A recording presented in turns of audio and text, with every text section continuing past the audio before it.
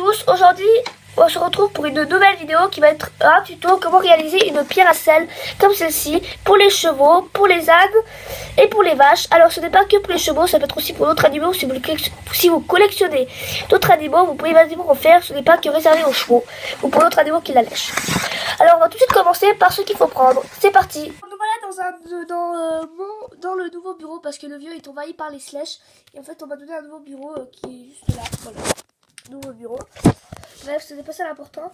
En tout cas, alors on va tout de suite en réaliser une. Alors vous aurez besoin d'une pâte Fimo blanche. Moi j'ai pris rouge tout simplement parce que le blanc est à court. Il n'y en a plus. Alors moi je dis que c'est à la fraise. Vous aurez besoin de cure-dents. Voilà. Oula, ça fait tomber. De ciseaux. Et d'un élastique. Ou bien d'une ficelle. Pour commencer, vous allez prendre votre pâte Fimo et vous allez en fait essayer de casser un bout. Voilà, j'ai cassé le décor même. Alors vous avez cassé un bout, alors là c'est un peu trop gros. Alors prenez le bout de votre choix. Tout simplement parce que si vous prenez un bout par exemple comme ça, ça fera très bien l'affaire, mais pas trop gros ni trop...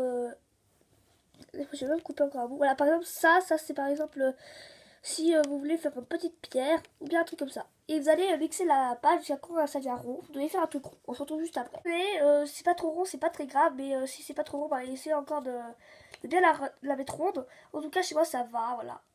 Pas que ce soit non plus hyper rond. Parce que sinon, ça fait pas hyper réaliste, je trouve. Là, vous allez la mettre par terre. Voilà, un super plan de travail. On s'en fiche. Vous allez la mettre comme ça. Et vous allez juste aplatir, en fait, les deux comme ça. Voilà. Un peu... aplatir les deux côtés. Alors il y a un côté comme ça va s'aplatir automatiquement si vous appuyez dessus. Et voilà ce que ça va donner, une sorte de forme à peu près comme ça. Et après c'est là que votre cure-dent rentre en jeu. En fait vous devez essayer de viser le milieu. Alors moi au milieu je suis pas très forte, mais essayez. Non, je sais pas, c'est avec une caméra, j'arrive pas bien à voir. Voilà. Et vous allez faire un petit mouvement comme celui-ci. Et vous allez venir comme ça dedans. Vous voyez que ça sort en fait pas vraiment du côté où vous voulez. Alors vous allez un peu donner la forme, c'est hyper au milieu. Voilà, essayez de mettre bien au milieu. Et en fait, vous allez la tourner comme ça pour que le rond soit bien joli. Alors, si c'est pas grave, ça ressemble pas vraiment, mais bon. Et voilà, normalement, on devrait avoir un rond qui se ouvre des deux côtés. Voilà. Après, une fois que votre pierre à sel se présente comme ceci, vous allez la mettre au four à 110 degrés pendant 30 minutes. Alors, une fois qu'elle sera cuite, on se retrouve juste après la cuisson. Là, la cuisson est terminée. Alors je vais vous la montrer, voilà, parce que j'en ai fait plein d'autres. Et en fait je ne veux pas me faire avec une autre à la fin, je veux vraiment avec celle qu'on a commencé. Alors voilà comment ce que ça donne. Et là voilà toutes les autres. Voilà, alors maintenant nous allons prendre l'élastique, comme vous pouvez le voir ici. Et les ciseaux. Et nous allons en fait couper... ce que je peux... Attendez, voilà. En fait nous allons couper... ici par exemple, et voilà. Après vous n'aurez plus qu'à prendre votre petite pierre à sel ou pierre à lécher comme vous voulez. Moi je dis pierre à lécher, mais ça peut être aussi une pierre à sel comme vous le sentez, et vous allez passer le fil entre les deux, voilà. Et après vous prenez la longueur que vous voulez, et enfin ça donnera en fait un truc à peu près comme ça, ou soit vous faites un nœud parce que vous devez faire un swap ou comme ça. Soit vous crochez, que je vais vous montrer comment on croche, et on va aller crocher la pierre à sel. Alors on y va. Voilà, poser. Alors vous allez la poser entre les barreaux, comme ça, et en fait vous allez faire le tour d'un barreau. Et ça c'est très dur, je trouve.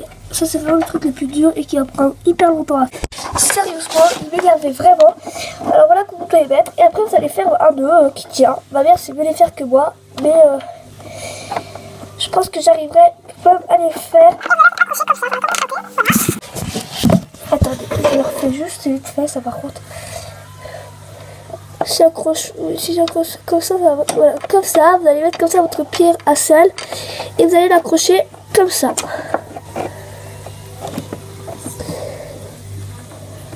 Voilà. On retrouve le fil là. L'accrocher comme ça. Et en fin de compte, voilà ce que ça donne. Alors attendez, on va juste mettre un peu harmonie ailleurs. Et à la fin, voilà ce que ça donne. Vous avez une pierre à lécher ou une pierre à sel, comme vous sentez, accrochée à votre barrière.